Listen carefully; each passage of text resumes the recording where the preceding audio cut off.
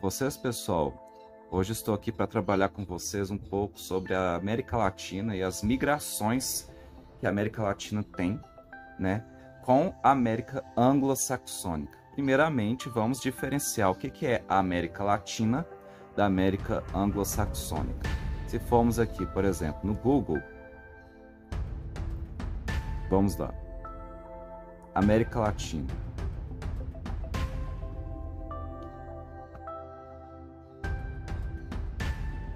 Vamos ver um pouco mais dessa, né, essa fronteira, esse território da América Latina.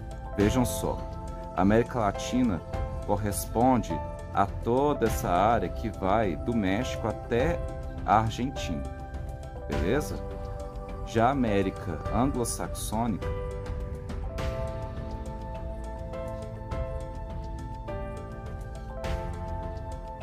vejam só, a América anglo-saxônica é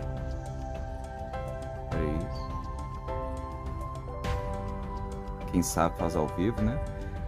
É Canadá e Estados Unidos, beleza? Aqui a imagem não tá tão boa, mas aqui em cima, ó, Canadá e aqui embaixo Estados Unidos. E aqui é o Alasca, tá bom?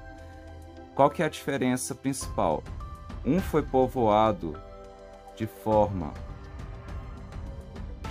com colônias de povoamento, no caso da América anglo-saxônica, Estados Unidos e Canadá foram povoados a partir de pequenas famílias que povoavam o local com pequenas propriedades, faziam suas plantações, vendiam seus produtos, construíam seus barcos, suas casas, seus móveis, né, as suas manufaturas, tinham seus próprios negócios, iam aumentando aos poucos a população de colonos europeus, né, que eles vinham da Europa, e assim essas famílias passavam com o tempo prosperar, sem tanta interferência da metrópole, no caso Inglaterra, né, a anglo-saxônica, Inglaterra e França, que colonizaram. Sem tanta interferência da metrópole, essas famílias elas iam melhorando e com o tempo conseguiram a sua independência e melhoraram a sua economia. Hoje são a maior economia do mundo, Estados Unidos e Canadá, tá bom? Já a América Latina, que vai do México até a Argentina, foram colônias de povoamento. Não, aliás, colônias de exploração, desculpa, foi colônias de exploração, pois povoamento foi a outra, que é a América anglo-saxônica, tá bom? E as colônias de povoamento, elas eram para povoar, enquanto as colônias de exploração na América Latina, entre México e Argentina, foram para explorar. Então eles levaram toda a riqueza que os colonizadores conseguiam, eles mandavam para a Europa. Por isso a América Latina ficou pobre por bastante tempo e até hoje é bem mais pobre do que a América anglo-saxônica, tá bom? Por quê? Porque toda a sua riqueza era retirada e mandada para a Europa, para enriquecer os bolsos dos europeus, tá bom? E assim, hoje em dia nós temos problemas com a migração. Muitos latino-americanos migram, né, para os Estados Unidos de forma legal ou ilegal, né, para conseguir melhores condições de vida. O problema não são os que querem melhores condições de vida, e sim aquelas pessoas que migram ilegalmente, muitas vezes por tráfico de drogas, tráfico, né, de órgãos, pessoas que vão lá e são, né, com caráter de criminosos. Às vezes chegam, não conseguem alguma oportunidade, começam a roubar, a prostituir, né? Então, esses são os problemas, e isso acaba gerando milhares de pessoas nos Estados Unidos e Canadá, latino-americanos dos Estados Unidos, do México, do Brasil, da Argentina, Colômbia, Venezuela, Chile, né, Paraguai, Bolívia, que às vezes são pessoas que foram para lá, talvez até tentaram melhores condições de vida, não conseguindo, partiram para a ilegalidade, drogas, prostituição e outros tipos de problema, roubo, outros tipos de tráfico, tá bom? Esse é o problema. Mas temos agora que falar sobre o grande, né, projeto que Donald Trump, em 2016, com sua campanha, frisou e usou em benefício próprio para essa campanha, porque na época existia muito problema, né? Os Estados Unidos, os americanos, né? Cada americano tinha uma noção que precisava melhorar a questão da imigração latino-americana. E aí, esses americanos, muitos deles queriam que simplesmente alguns latinos-americanos não pudessem passar, principalmente do México, que era o principal país que estava migrando e causando problema para os Estados Unidos. E assim, Donald Trump propôs, né, um grande muro. Esse aqui, ó, esse é só o projeto, tá? Esse aqui, ó, é só o projeto que Donald Trump tá querendo, dessa linha vermelha enorme, né? Queria pegar uns 2.000 quilômetros, pelo menos, mas esse projeto só 60% foi concluído, porque Donald Trump não conseguiu se reeleger em 2020. Ele foi eleito em 2016, não conseguiu se reeleger em 2020. Mas uma das grandes campanhas dele era a contenção, né, o barramento dos imigrantes ilegais, né? Então, essa fronteira que separa o México dos Estados Unidos é conhecida pela grande presença de muros, né, migratórios ilegais aqui, né, nessas outras regiões.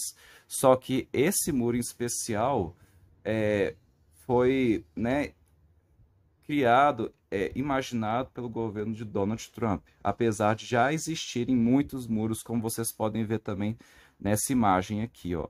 Isso aqui é uma foto real do muro que separa o México dos Estados Unidos. De um lado tem uma cidade mexicana chamada Tijuana, e desse outro lado é a cidade de San Diego. E essa cidade de San Diego é muito mais rica do que a cidade de Tijuana, tá? E essa construção do muro do México por parte dos Estados Unidos representa uma contradição, porque o início de sua construção ocorreu no mesmo ano da consolidação do NAFTA, que é um tratado norte-americano de livre comércio. O próprio Estados Unidos propôs um tratado de livre comércio com os latinos-americanos, e ao mesmo tempo que construiu o muro. Então isso foi uma contradição. Você quer ou não quer liberar, né, a gente para fazer livre comércio com você, ou você quer barrar, né? Então esse tratado, ele é um bloco econômico que, apesar de ser meramente comercial, teria a função de propiciar uma maior integração entre os países membros, que, além dos países citados, também engloba o Canadá ao norte, né? Um outro país anglo-saxônico, de origem anglo-saxônica, tá? Atualmente, a extensão do muro entre México e Estados Unidos é de aproximadamente 1.130 quilômetros, cerca de um terço da fronteira entre os países, tá? Então, um terço já da fronteira já existe o muro. E em outros lugares, no entanto, ele é composto por 2 muros, em um espaço entre eles onde passam veículos militares. Então os Estados Unidos até emprega força militar, né, soldados mesmo, contra os migrantes legais, que fiscalizam esses imigrantes. Além de contar também com algumas torres de observação e militares preparados para, quem sabe, até meter bala mesmo, abater os eventuais invasores, tá? Estima-se que desde sua construção, milhares de imigrantes legais foram barrados, tentando, de alguma forma ou de outra, ultrapassar os limites impostos pela barreira construída. Estima-se também que outros milhares conseguiram burlar os limites e as restrições, conseguindo chegar ao seu destino. Alguns milhares, então, conseguiram, furar o bloqueio, tá bom? Um outro dado diz que 5,6 mil imigrantes ilegais morreram tentando ultrapassar a fronteira.